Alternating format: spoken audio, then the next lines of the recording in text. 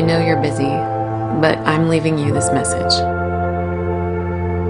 I just wanted to tell you that I know it's been hard, and you never once complained or stayed home feeling sorry for yourself. You just said, where there's a truck, there's a job. You were so stubborn. You wouldn't even let us take help from Dad. And you were right. Have a good day today, babe. I know you'll be late, but there will be supper in the oven. And I love you.